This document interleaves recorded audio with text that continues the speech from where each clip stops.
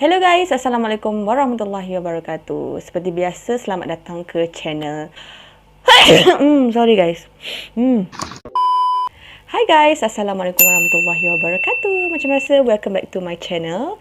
Okay, tapi sebelum kita mulakan apa-apa, macam biasa juga, korang kena tekan dulu butang subscribe dekat bawah. Sebab supaya senang, bila korang tekan butang subscribe tu, kalau aku ada upload video ke apa, korang dapat tahu. So, korang boleh terus klik dan korang boleh terus tengok. Betul tak? Jangan lupa like and subscribe.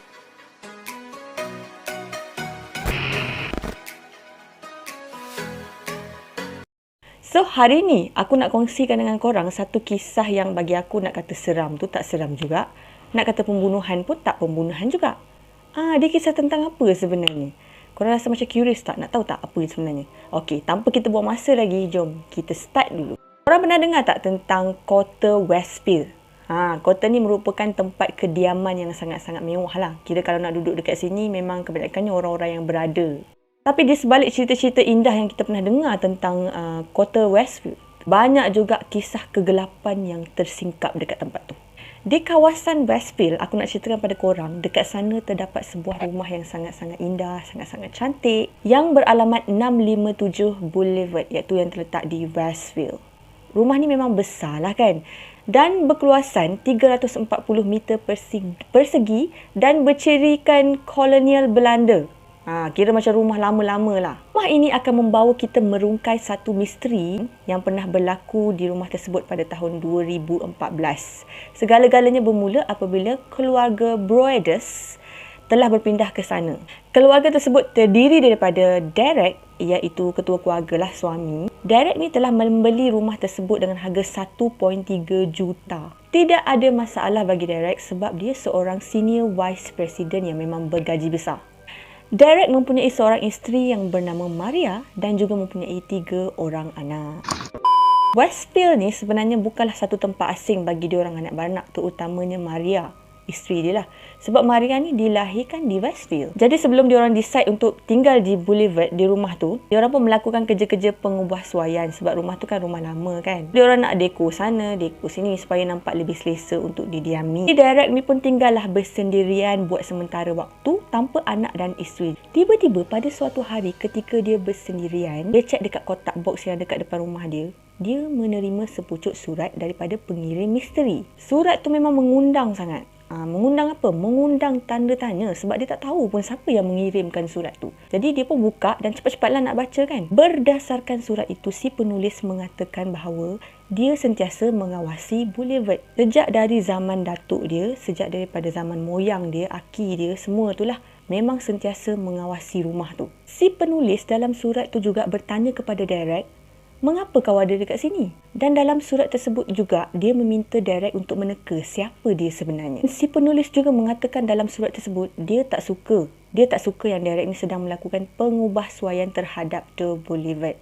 Dia nak rumah tu kekal sama je macam dulu, jangan ubah apa-apa. Di akhir surat tu, penulis ni mengatakan kepada Derek, selamat datang, welcome to the house. Dan dia menggelarkan dirinya yang benar, The Watcher. Creepy kan? Siapa sebenarnya penulis ni? Tiba-tiba je nak menulis macam ni. Bila si Derek ni dia dah dapat surat tu, dia jadi takut lah kan. Terus dia pergi bala polis untuk buat laporan polis.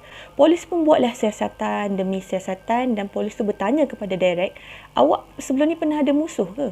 Dan tentulah si Derek ni cakap, saya tak pernah bermusuh dengan sesiapa. Setelah soal jawab dengan Derek, akhirnya polis pun berhenti je siasatan sampai situ. Mungkin pihak polis merasakan itu tidak akan membahayakan keluarga diorang.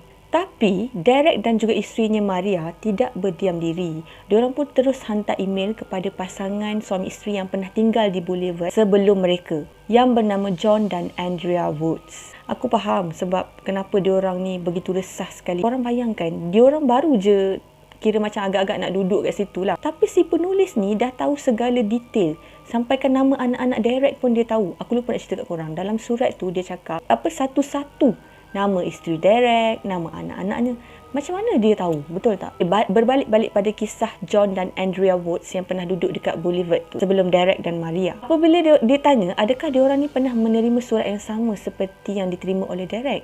Jawapannya, yes. diorang pun sama pernah menerima surat sebegitu. Apabila kedua-dua pasangan itu telah berbincang, akhirnya diorang decide untuk pergi semula ke balai polis untuk berjumpa dengan detektif Liu Go. Kira macam detektif tu pun ambil serius lah tentang kes diorang dan berpesan pada diorang ni untuk tidak menceritakan sesiapa semasa kes ni masih dalam siasatan. Akhirnya Derek dan Maria pun pulanglah ke rumah dalam keadaan perasaan yang bercampur bau lah. Takut pun ada, resah, gelisah. Sampaikan Derek ni nak pergi mana-mana pun dia memang sentiasa mengawasi family dia. Dia terpaksa batalkan kerja-kerja dia yang penting untuk tinggal bersama family. Takut terjadi apa-apa. Setelah 2 minggu berlalu, sepucuk surat lagi telah diterima oleh Derek.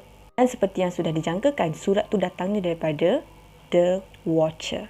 Untuk surat yang kali ni, lebih creepy bunyinya guys. Dalam surat tu penulis bertanya kepada Derek, adakah Derek ni tak takut anak-anak dia tu bermain dekat basement? Jika apa-apa terjadi kepada anak-anak kamu, tak ada siapa akan mendengar jeritan mereka. Macam mana dia tahu yang anak-anak Derek tu memang sentiasa bermain dekat basement? Si penulis aka The Watcher tadi pun tanya lagi soalan kepada Derek. Di mana diorang sekeluarga ni biasanya tidur? Adakah menghadap jalan? Macam seolah-olah dia tahu semua. Memang creepy lah kalau aku jadi dia pun. Tak sanggup lah aku nak duduk rumah tu. Dalam surat itu juga, The Watcher mengatakan yang dia akan sentiasa mengawasi rumah tersebut. Sebab dah 20 tahun dah dia mengawasi rumah tu. Bukan setakat rumah je tau, penghuni-penghuninya sekali. Dia juga mengatakan 657 Boulevard ni adalah pekerjaan dan juga obsesinya. Apa yang menarik perhatian Derek dan Maria, The Watcher ni menggelarkan mereka dalam surat-surat yang ditulis sebagai Broeders. Maksudnya sesiapa sahaja The Watcher itu, dia adalah orang yang tinggal di kawasan berdekatan. Apa yang membimbangkan mereka, The Watcher tahu yang anak mereka yang sulung memang selalu melukis di atas teres. Setelah Derek dan Maria pun mengambil keputusan untuk tidak bermalam di Boulevard sebab diorang bimbangkan keselamatan anak-anak dan juga keselamatan diri mereka sendiri. Setelah beberapa minggu, surat ketiga muncul sekali lagi. Kali ini, The Watcher mengatakan The Boulevard, iaitu rumah tu, merindui keluarga Broeders. Kali ini memang Derek dan Maria memang dah berasa resah sangat-sangat. Timbul pelbagai persoalan dalam hati diorang. Siapa sebenarnya The Watcher ni? Diorang pun mulalah berkira-kira, mula mengesyaki kemungkinan The Watcher ni adalah salah seorang yang tidak berjaya untuk membeli The Boulevard. Sebab sebelum diorang berjaya membeli rumah tersebut, ada 2 orang lagi yang ingin membeli tapi hajat diorang tidak kesampaian. 2 orang calon pembeli tersebut, salah seorangnya sakit dan seorang lagi menemui rumah lain untuk dibeli.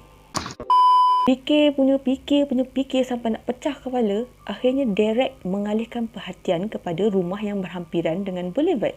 Dan rumah yang berhampiran dengan Boulevard didiami oleh sebuah keluarga iaitu Langford. Korang ingat tak aku cakap tadi The Watcher dapat melihat anak diorang melukis dekat atas teres? Cuma orang yang tinggal berdekatan saja yang dapat melihat semua tu. Kenapa diorang syak kepada keluarga Langford? Sebab Derek mengatakan keluarga Langford ni memang sangat-sangat misteri dan pelik. Keluarga Langford mempunyai seorang ibu yang berusia 90 tahun yang berperwatakan sangat pelik bernama Peggy. Suaminya telah meninggal dunia dan dia mempunyai seorang anak lelaki bernama Michael yang berperwatakan pelik juga sama macam mak dia. Lagi pula, keluarga Langford ni, dia memang dah lama, dah berpuluh-puluh tahun tinggal dekat kawasan tu. Ini mengingatkan Derek tentang isi surat The Watcher yang mengatakan keluarganya turun-temurun memang sentiasa akan mengawasi The Boulevard. Mungkinkah The Watcher ialah keluarga Langford? Lepas tu Michael pun dipanggil lah ke balai polis dan tanya. Of course lah Michael ni dia tak mengaku dan menafikan segala-galanya. Tapi detektif Lugo ni cakap cara percakapan Michael ni memang ada persamaan sikit dengan isi surat yang diterima oleh Derek.